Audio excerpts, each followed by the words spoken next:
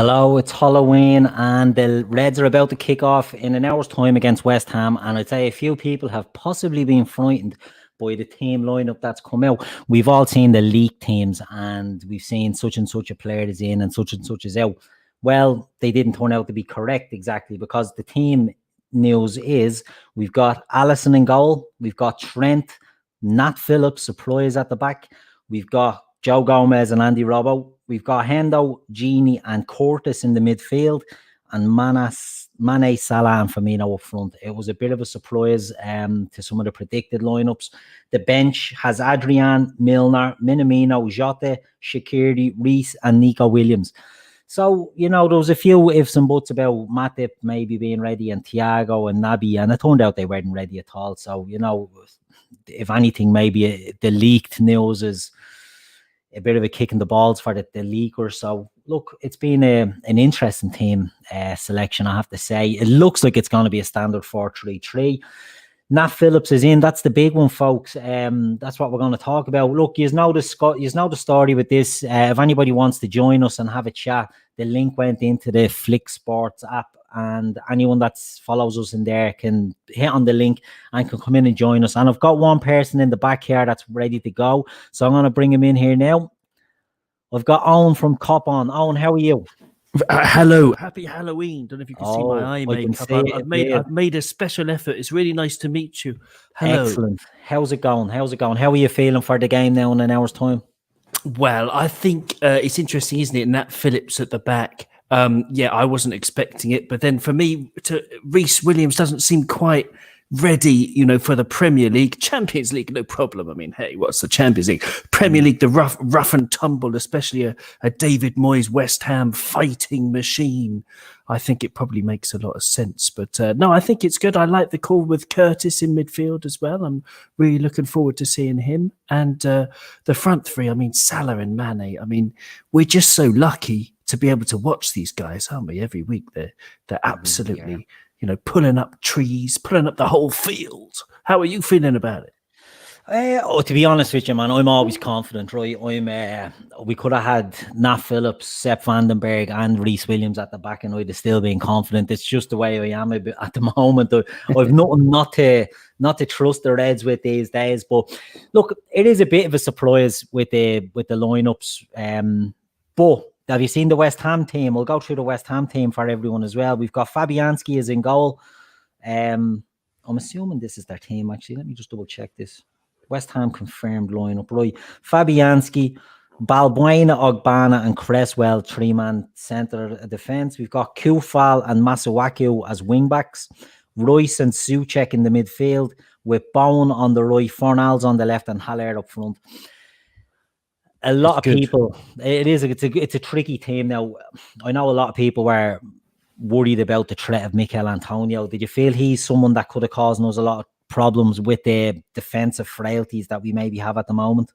Oh yeah, definitely. I mean, I'm never one to, I mean, some people do, I suppose, but I'm never one to celebrate opposition injuries. But, him being out, I mean, it definitely, I wouldn't say gives us a boost. It helps our cause, because he's a wonderful player. I don't know why he's still at West Ham. Why he could easily get into the top 6. Maybe not our team, but anyone else in I think he would be great for Man City, for example.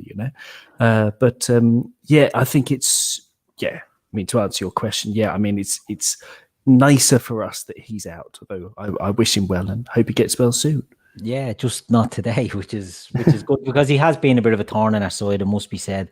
He's been a player that's possibly caused us, possibly caused us trouble in the past, and it's good that he's not there, especially with Nat Phillips coming in at centre back. Now, how do you feel Nat Phillips will do today? Do you feel it's a good game for him to come into up against somebody like Haller, who's probably not the most? Haller is the type of player, I suppose, he's quick-ish, he's strong-ish, and he's decent at a lot of things, but he's not really standout at anything. Is it a good game for Nat Phillips maybe to come into?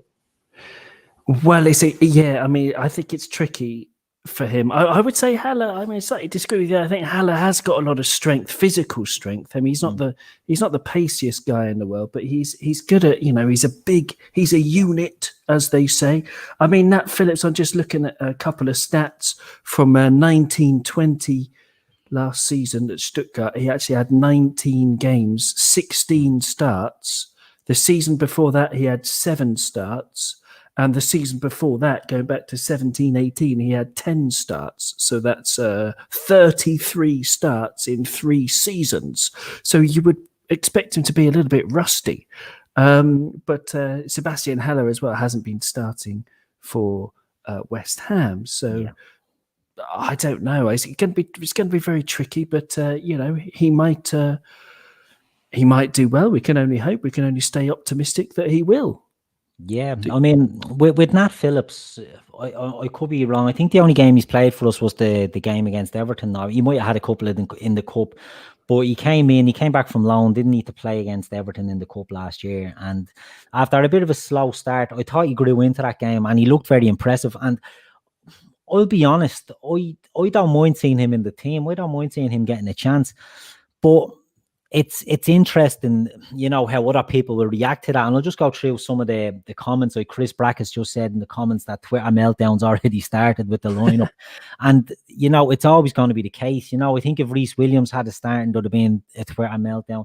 I think if Matip had been fit, there would have been a meltdown. So I think that's always just the nature of the beast. But there seems to be a look of surprise, certainly in our comments, about the inclusion of Phillips. Graham Doyle, has Phillips been injured for the last few games, or what's the story? Where has he been? And I think someone else pointed out there, David Walsh says he wasn't in the Champions League squad, so maybe that's why he gets a go today. Are you surprised to see him getting the nod ahead of Reece Williams? I mean, as I said before, I think Reece Williams, he's still got a lot of physical development to do. Okay, he's tall, and so, relatively good in the air, but sort of, muscle wise, he's very slight compared to Nat Phillips, who's, however old he is, 23 now. And so he's, just more developed physically. Yeah. So presumably that's why Klopp's gone for him. But yeah, Nat Phillips, we haven't seen a lot of him, have we? I mean, couple of preseason games, and that match, as you said, against Everton. But he seems to be lacking. I mean, just that sort of star quality. But he seems solid enough from the little we've seen, doesn't he? Yeah, I mean, he seems physical. That's the thing you'd say. It does seem like he's maybe physically more developed than Reece Williams, who I agree. Reece Williams is quite tall, but he is quite slender as well. And maybe that's just you're taking a look at him and you haven't seen him under much pressure. Maybe he can thrive under that sort of pressure. But I just think Phillips is maybe that bit more, without sounding like a bit of a gobshite, more of a man. You know what I mean? He is more developed and more filled out. And I think that could be what they're looking for. And I think it will be an interesting game today, because someone said the other night we done a pod and someone made a comment that he goes to ground very easy, Reece Williams. And it is maybe something that I've noticed as well in the earlier game in the Cup against, was it Lincoln? And they scored, and was it Lincoln? Yeah, it was Lincoln, wasn't it? And they scored, and he dived down twice. Maybe Phillips is a bit more ready to stay on his feet. Who knows? Haller will be tough. He won't be as physical as Antonio, but he will be tough. But an interesting one with going back to their lineup now on, is the fact that they've got, in Fornals and Bone, they've got 2 very tricky players that'll play either side of Haller. So I think it's going to be important, isn't it, that Trent and Robbo are on it, and that the midfield, I'm assuming, right, by looking at our team, we've got Gini, Hendo and Curtis playing. I'm assuming it will be more Hendo and Gini doing a lot of the donkey work to cover, to plug them holes and pick up those danger men. Do you think that'll be the case with Curtis? Maybe not a license to roam, but a little bit more attacking intent maybe than the other 2? Yeah, I would hope that Curtis steps up a little bit defensively, but yeah, you would think that the other 2 would be definitely the more physical I was looking at the 3-2 win we had back in February. I was just looking at the lineup of that, and we played in midfield. We had Fabinho, Wijnaldum, and Keita, and I seem to remember that it was tough in midfield because West Ham are so strong. With Declan Rice and the new Czech guy they got, Souček, who apparently who's in great form apparently. Yeah. So I think Curtis it's going to be tricky for him today, off the ball. I think on the ball, I love him so much. I mean, he's just got all the talent in the world, but he needs to really have a good game, help the team out defensively a lot more than he did in the last game. Yeah, he came in for a fair amount of criticism, didn't he, in the last game? It's a bit harsh, maybe. It's tough for him to go in against maybe an Ajax team and to stamp his authority on the game. There was a lot of bad performances in that, the circle him was a bit maybe harsh, but it is a chance for him again, and it's good to see him getting the start, isn't it? It's good to see him getting the nod. I'm looking at the bench, Milner's on the bench.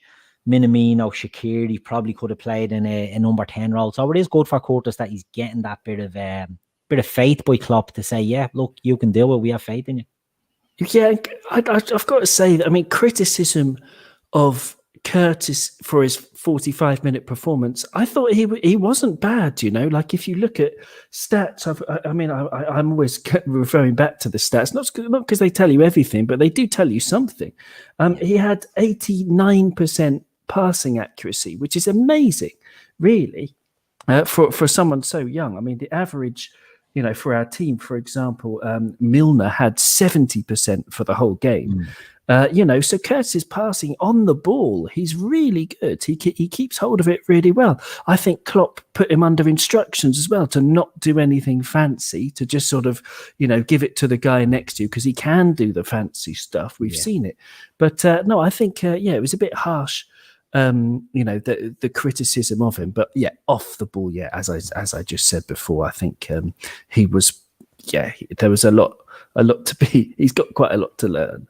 Yeah, and I think another facet of this, again, the threat from West Ham, when you look at Souček and you look at Rice in the centre of midfield for them, that big, tall centre-backs, they play a lot aerially. Curtis will have to get in and do his shift with the boys that are in there. He can't just take too much license to go forward. He will have to get in there. He'll have to get in and mix it with these big lads. But it's a good game for him to do it. It's at Anfield. It's going to be they're a good team, West Ham. They're in good form. David Moyes is usually in the chat, but he's not here at the moment. He may be busy. We'll let him away with that. A lot of people are asking about THIAGO. It's a shock not to see THIAGO. Well, I wouldn't say it's a shock. If he's not fit, he's not fit, and you don't want to rush him back there. But we think we'd all love to see him at this stage. Oh man, he's a game changer. He changes everything. If THIAGO was starting, then I would feel at least 50% more confident because he's just that much of a genius. We've been so unlucky, haven't we? Yeah. I mean, our best team played for. When was Virgil's injury? Was it after 10 minutes against Everton? Yeah. That's how long we've had our best team on the field for, and that's how long we will have until Virgil comes back. But it was a brilliant 10 minutes. We could have scored 3 goals. We scored 1, and we were absolutely thumping Everton. And THIAGO in that match, just that pass, that famous, that was on Twitter and everything, that pass right at the end of the game. He's a true genius. He's a midfield genius. I saw a bit of Man City today. Kevin De Bruyne looks like he's not on the best form, and he's up there with the best midfielders in the world.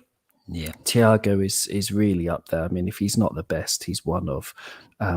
But we're right to take our time. He should only come back when he's able to play, like Klopp said in his press conference, a few games in a row. We want him back not just for one game and then sit out the next game. We want him back so he can play regularly. It's not worth any risk.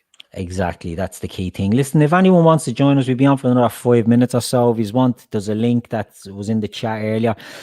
open it up, you must do it through Google Chrome. I think that's the one thing you might need. If you want to come on and join me and on for a few minutes before we finish, feel free. But we'll just continue as we are for now.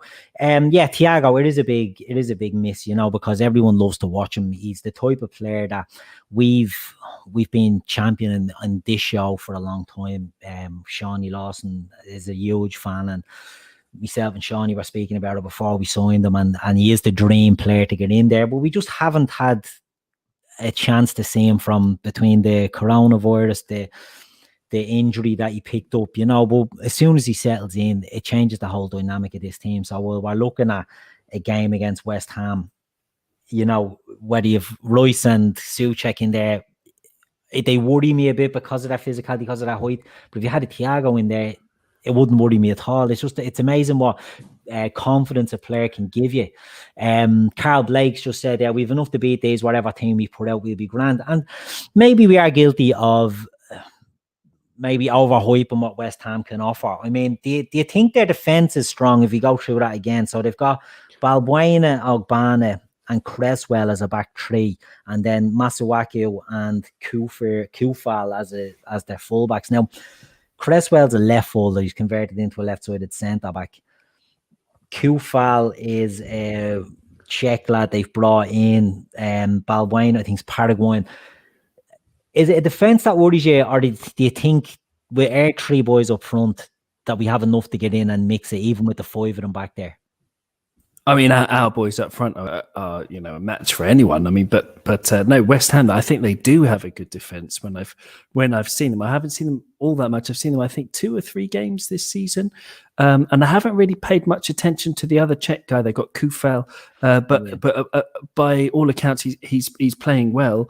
The players that I did notice this season were the back three, the centre backs, with Ogbonna, who seems on good form. He's always got an error in him, but he seems to have really improved from a couple of years ago. Really good player, and Balbuena, really, really impressive defender. Like, you know, he's very, very solid. And Cresswell, yeah, maybe. I mean, he's got his weaknesses, but he's a very consistent player. He's one of those 7 out of 10. Reminds me a bit of Steve Finnan in terms of, you know, he's just 7 out of 10 every week, guaranteed. You know. I've just added Trev in there. Trev, how are you? How are you, lads? How are you?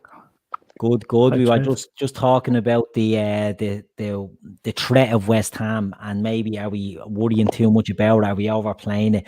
Do you think we have enough today, Trev, to get the positive result? Absolutely. No worries. Nat Phillips isn't worrying you at centre back. Well, look, he'll be tested, I suppose. But Haller, I'd rather him be playing against him rather than Antonio. Let's be honest. Very good point. Yeah, very true. You know, he's a big, strong lad. Like he's had a decent career elsewhere, but it just hasn't worked for him at West Ham. Now, I hope I'm not jinxing it for him. No, I think they'll handle him okay. You know, Jones, I think with is it Genie and Hendo in the middle? Genie and Hendo, yeah, and Jones.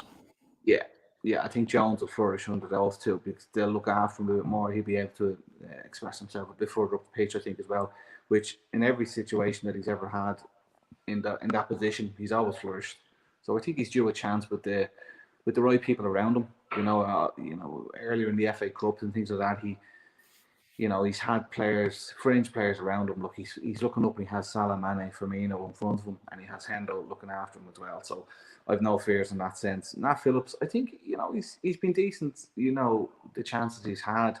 I've seen him when we played here in Dublin against Napoli, and he's a big lad, like, you know. So I don't have any fears. I believe he's playing because is it Reece Williams is not. He's in the Champions League squad, and Nat Phillips isn't. So I think he's probably just resting.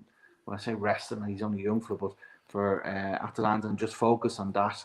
A bit of squad management, maybe. Just absolutely. take no risks. No. Yeah. It'd be foolish not to. Exactly, that's what I was going to say. It would be foolish.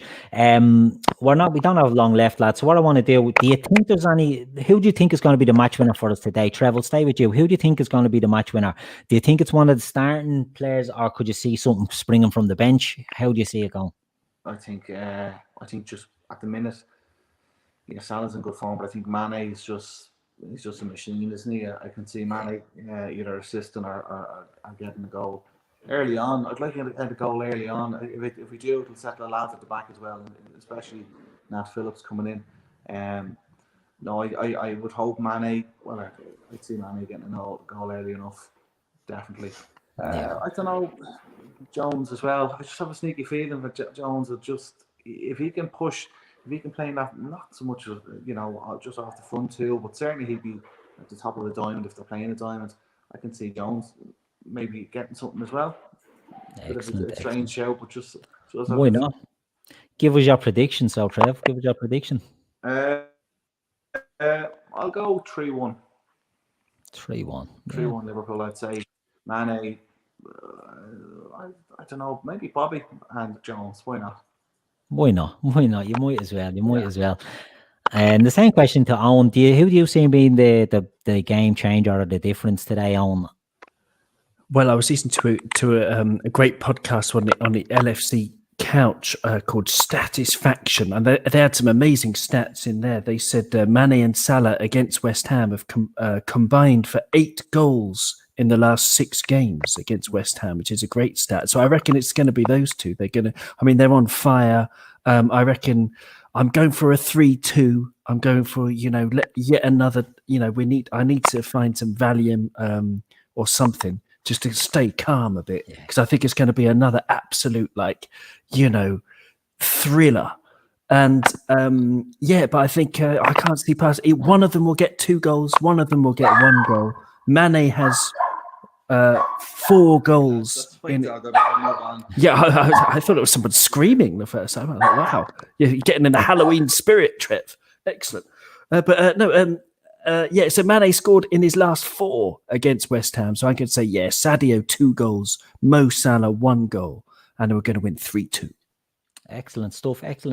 So listen, I just want to thank the lads for joining me today for the pre-match show. I'll be back at the end of the game around 7:30 with the post-match show. And again, people are more than welcome to come on, give us your views on the game. Hopefully it's positive. Hopefully we've a lot to talk about, and it's all for the right reason. So look, thanks to Trev and thanks for Owen for coming on and sharing their thoughts with me. That's been a pleasure having you, lads. Thanks very much. Thanks to you. Thank you very much. No worries. Enjoy the game, lads. Everyone else, get out there, watch it, have a good time, and we'll be back at 7:30. So this has been the pre-match show. I've been Keith, and I'll be back again later.